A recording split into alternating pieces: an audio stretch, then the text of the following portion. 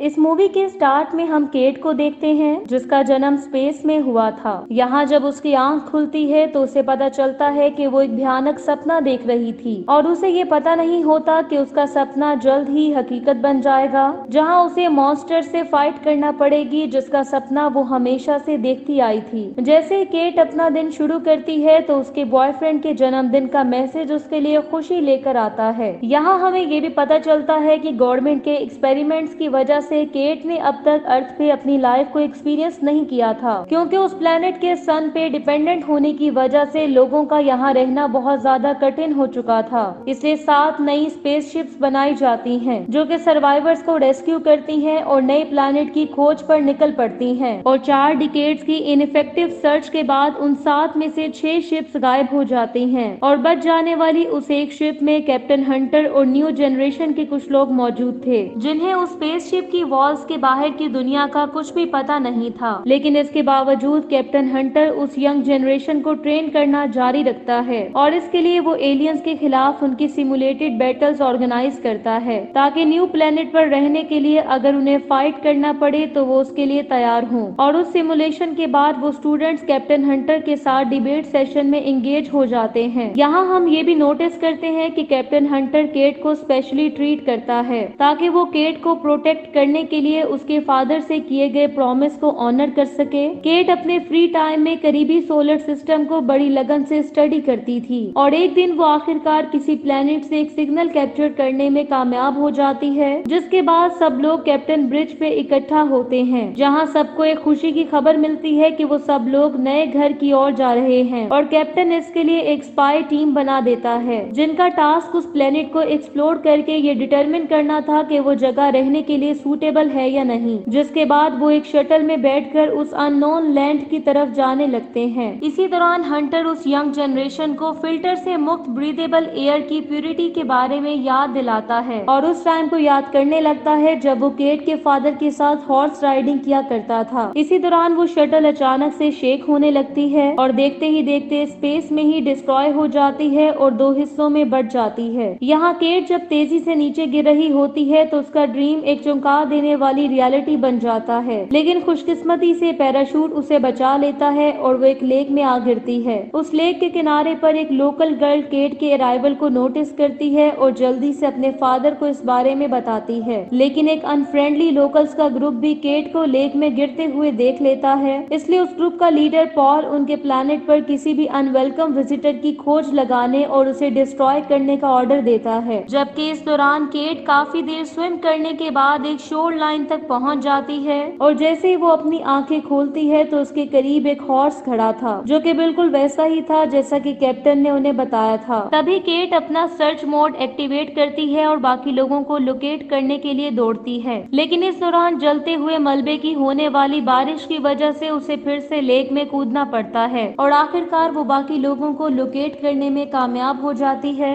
जिनमें से ज्यादातर लोग घायल थे। केट यहाँ एक क्रू मेंबर जो कि काफी ज्यादा घायल थी उसे बचाने की पूरी कोशिश करती है, लेकिन वो ऐसा करने में नाकाम हो जाती है और इस सिचुएशन को फेस करते हुए वो लोग काफी ज्यादा पैनिक हो जाते हैं, जिसके बाद वो किनारे की तरफ बढ़ने लगते हैं जहाँ कुछ लोकल्स उन पे अटैक कर देते हैं और उन्हें बात करने का भी मौका नहीं देते। इसी दौरान एक आदमी केट पे अटैक करता है जिससे वो नीचे गिरकर बेहोश हो जाती है, लेकिन इस दौरान वो एक मिस्टीरियस क्रिएचर के वहाँ आने को नोटिस कर पा रही थी जो कि उसकी टीम और बाकी लोकल्स को पैरालाइज्ड कर देता है। लेकिन तभी कोई चीज केट को उस बैटलफील्ड से बचाकर अपने साथ ले जाती है और जब उसकी आंख खुलती है तो वो एक डार्क केव में थी। तभी वो क्रिएचर जिसने पहले उन लोगों पे अटैक किया था वो वहाँ आ जाती है और उस पे अटैक के लिए आगे बढ़ने लगती है, लेकिन केट अपनी पावर इकट्ठी करती है और उस क्रिएचर से फाइट बैक करते हुए वहाँ से बच निकलने में कामयाब हो जाती है। जिसके बाद वो अपनी टीम से कांटेक्ट करने की कोशिश करती है पर उसे वहाँ से कोई रिस्पांस नहीं मिलता, लेकिन वो गिव अप नहीं करती और पहाड़ों के ऊपर चढ़ने लगती है और आखिरकार वो कैप्टन हंटर से कांटेक्ट करने में कामयाब हो जाती है जो कि काफी ज्यादा घायल था और एक केव में रह रहा था और वो केव केट से 60 किलोमीटर की दूरी पे था। लेकिन केट भी हार मानने वाली नहीं थी,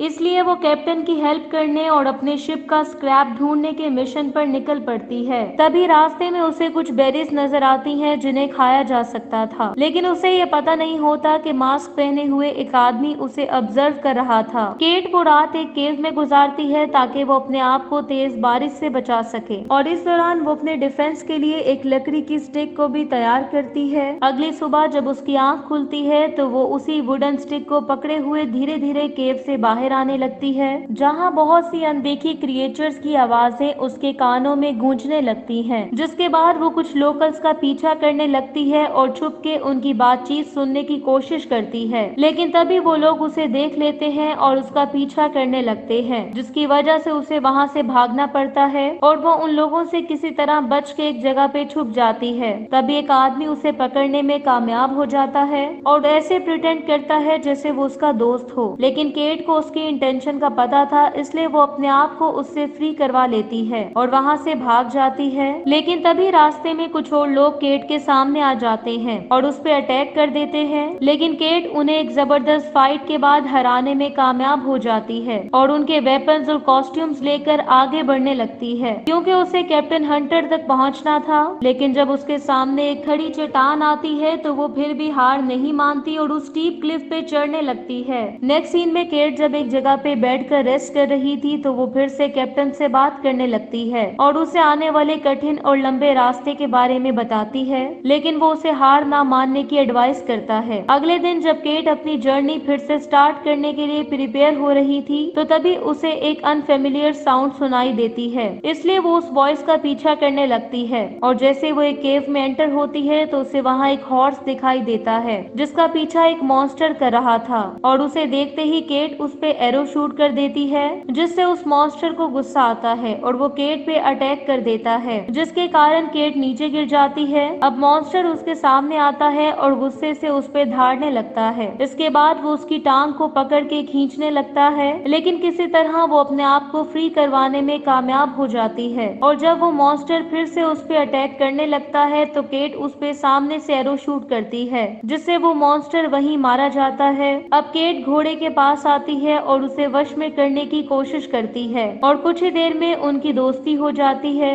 जिसकी वजह से केट काफी ज्यादा खुश थी। इसके बाद वो कैप्टन को लोकेट करने के लिए उसी घोड़े पर बैठकर आगे बढ़ने लगती है और कुछ घंटों बाद वो कैप्टन को लोकेट करने में कामयाब हो जाती है, जो कि बहुत ज्यादा वीक और फेथलेस दिखाई दे रहा था। लेकिन वो अपनी स्टूडेंट को वहाँ देखकर काफी ज्यादा खुश हो जाता है और वो इस वजह से भी खुश था कि केट ने अपनी स्किल्स को यूज करके घोड़े को अपने वश में कर लिया था। जिसके बाद कैप्टन उसे माउंटेन्स पर जाकर स्पेसशिप का सेंट्रल सेक्शन लोकेट करने का कहता है ताकि वो उससे सिग्नल भेज सके और इस रास्ते पे वो हॉर्स उसके साथ नहीं जा सकता था, इसलिए वो पैदल ही आगे बढ़ने लगती है। लेकिन तभी दो अजीब सी क्रिएचर्स उसके सामने आ जाती हैं, जो कि दिखने में आधे जानवर और आधे इंसान जैसे लग रहे थे और तभी वो मॉन्स्टर्स केट पे अटैक कर देते हैं। केट भी उनसे फाइट करने और बचने की कोशिश करती है। इसी दौरान वो मॉन्स्टर धीरे धीरे बढ़ने लगते हैं, लेकिन केट उनसे बचते हुए एक स्टीप क्लिफ पे चढ़ जाती है और एक एक करके उन मॉन्स्टर्स को एलिमिनेट कर देती है। नेक्स्ट सीन में जब केट शिप के मलबे के पास पहुंचती है तो वो कैप्टन से कांटेक्ट करती है, जो कि उसे रेस्क्यू बीकन को एक्टिवेट करने के लिए गाइड करने लगता है और कुछ ही देर में जब वो ऐसा करने में कामयाब हो जाती है तो अब उसका काम से वेट करना था, इस उम्मीद के साथ कि वो अपने किसी भी सर्वाइविंग पार्टनर को लोकेट कर लेंगे। तभी उसे ये रियलाइज होता है कि जिस सिग्नल ने उन्हें इस जगह तक पहुंचाया था वो सिग्नल भी एक्टिवेट हो गया था। वो जल्दी से वीडियो लिंक के थ्रू इस बारे में हंटर को बताती है। हंटर उसे इस बारे में एक्सप्लेन करने ही वाला था कि तभी पीछे से एक मॉन्स्टर आके उस पर अटैक कर देता है। ये देखकर केट फौरन से उस तरफ जाने लगती है,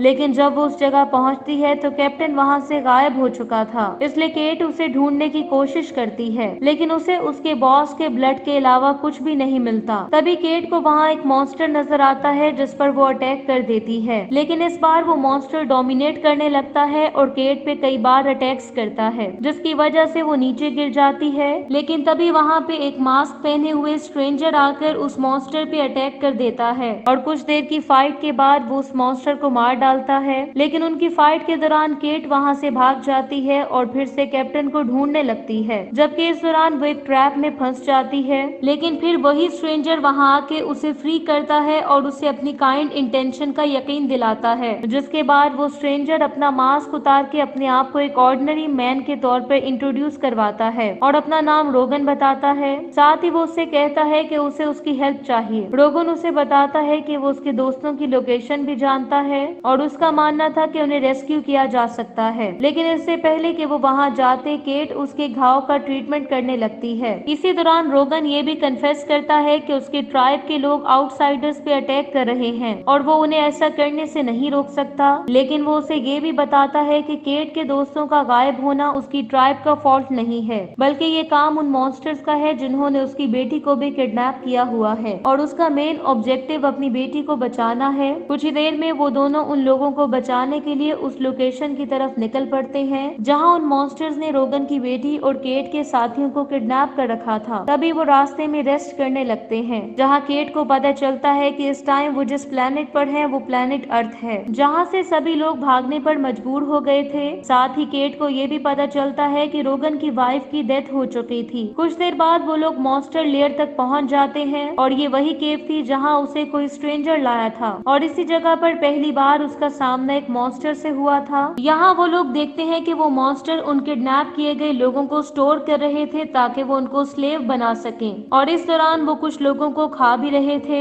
जिसकी वजह से केट और रोगन उन पे अटैक कर देते हैं और वहाँ मौजूद मॉन्स्टर्स को मार डालते हैं। जिसके बाद केट के सर्वाइविंग फ्रेंड्स उससे क्वेश्चन करने लगते हैं कि उसने एक स्ट्रेंजर को इस मिशन में इन्वॉल्व क्यों किया, लेकिन वो उन्हें भरोसा दिलाती है कि रोगन उनकी हेल्प कर रहा है। तभी एक सर्वाइवर उन्हें बताती है कि उसने भी कुछ चीखों की आवाज सुनी थी, लेकिन उसे उस एग्जैक्ट लोकेशन का पता नहीं था जहां उन मॉन्स्टर्स ने रोगन की बेटी को किडनैप कर रखा था। और इससे पहले कि वो उन्हें कुछ और बता पाती, उस सर्वाइवर की भी डेथ हो जाती है, जिसकी वजह से केट बहुत ज्यादा सैड हो जाती है। लेकिन रोगन उसे फोकस होने का कहता है और उसे बताता है कि उसका कैप्टन अभी जिंदा है। इसके बाद केट उसकी टूटी हुई हड्डियों का ट्रीटमेंट करने लगती है, जिससे कैप्टन को होश आ जाता है और जब वो अपने आसपास देखता है तो उसे ये रियलाइज होता है कि उसके सिर्फ 2 क्रू मेंबर्स ही जिंदा बचे थे। लेकिन वो ये सुनकर शॉक्ड हो जाता है कि वो इस टाइम प्लैनेट अर्थ पे है और जब वो लोग स्पेस में गए थे तो तब से अब तक कई साल गुजर चुके थे। तभी रोगन को अपनी बेटी का हेलमेट नजर आता है, जिससे उसे ये रियलाइज हो जाता है कि उसकी बेटी के जिंदा मिलने के चांसेस अब बहुत कम हैं। अब इससे पहले कि वो वहां से जाते, केट उन डेड बॉडीज को मॉन्स्टर से बचाने के लिए उस केव में आग लगा देती है, जिसके बाद वो लोग वहां से जाने लगते हैं। लेकिन इस दौरान रोगन लगातार अपनी बेटी के बारे में बात कर रहा था, जिसकी वजह से सेकंड सर्वाइवर जिसका नाम डस्टिन था वो रोगन से झगड़ा करने लगता है। लेकिन तभी केट उन्हें फाइट करने से रोकती है और अपनी डिवाइस को यूज करते हुए उस केव को स्कैन करने लगती है ताकि वो रोगन की बेटी को ढूंढ सके। और तभी रोगन को स्क्रीन पर अपनी बेटी दिख जाती है, जो कि केव की भूल भुलैया में ट्रैप थी। लेकिन रोगन बगैर किसी हेजिटेशन के आगे बढ़ने लगता है और कुछ ही देर में वो अपनी बेटी को लोकेट करने में कामयाब हो जाता है, जिसके बाद वो अपनी बेटी से उन लोगों को 7 स्पेसशिप्स के गेस्ट के तौर पे इंट्रोड्यूस करता है। लेकिन तभी वहाँ पे एक बहुत बड़ा मॉन्स्टर आ जाता है और उन लोगों पे अटैक कर देता है, जिसकी वजह से वो सब लोग यूनाइट होकर उस मैसिव क्रिएचर से फाइट करने लगते हैं और कुछ ही देर में उसे मार डालते हैं। लेकिन इस दौरान वो केव डिस्ट्रॉय होने लगता है, जिससे वो लोग 2 ग्रुप्स में डिवाइड हो जाते हैं। यहाँ एक तरफ रोगन डस्टिन को चेक करने लगता है जिसे उस मॉन्स्टर ने काट लिया था, जिसके बाद वो दूसरी तरफ मौजूद केट को अपनी बेटी के साथ उस केव से निकलने के लिए कन्विंस करता है और कहता है कि वो और डस्टिन दूसरी तरफ से निकलने की कोशिश करेंगे।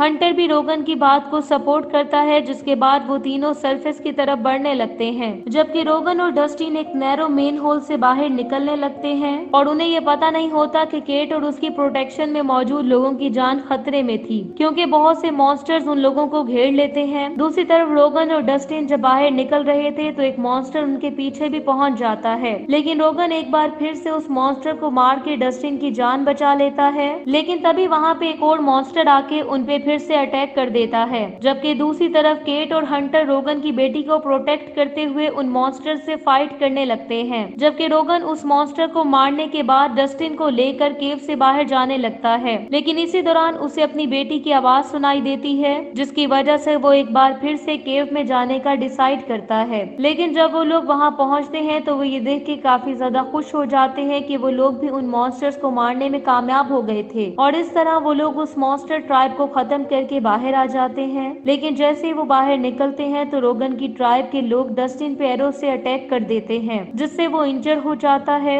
ये देखकर रोगन अपनी ट्राइब के लोगों के सामने अपने नए साथियों को डिफेंड करने लगता है और उन्हें बताता है कि इन लोगों ने उसकी बेटी को रेस्क्यू करने में उनकी हेल्प की है, लेकिन तभी एक बचा हुआ मॉन्स्टर उन पे अटैक कर देता है, जिसकी वजह से रोगन और उसके नए साथियों की रोगन की ट्राइब के लोगों से फाइट स्टार्ट हो जाती है, जिसमें वो मॉन्स्टर और रोगन की ट्राइब के बहुत से लोग मारे जाते हैं। ये देखकर ट्राइब का लीडर पॉल केट और उसके साथियों पे बॉम्ब फेंकने लगता है, लेकिन वो बॉम्ब उसके हाथ में ही एक्सप्लोड हो जाता है, जिसकी वजह से वो मारा जाता है। इसलिए रोगन की ट्राइब के बच जाने वाले लोग अपने वेपन्स नीचे फेंक देते हैं, जिसके बाद रोगन उन लोगों को इस अर्थ को रिपेयर करने और यहाँ शांति से रहने के लिए केट और उसके साथियों के साथ कोऑपरेट करने का कहता है। वो लोग भी रोगन की बात मान जाते हैं। कुछ दिनों बाद वहाँ एक स्पेसशिप आती है और अर्थ पे लैंड होती है, जहाँ रोगन की फैमिली उन्हें वेलकम करती है, जिसमें उसकी वाइफ केट और उसकी डॉटर शामिल थी। और इसी के साथ ये मूवी एंड हो जाती है। Thank you so much for watching.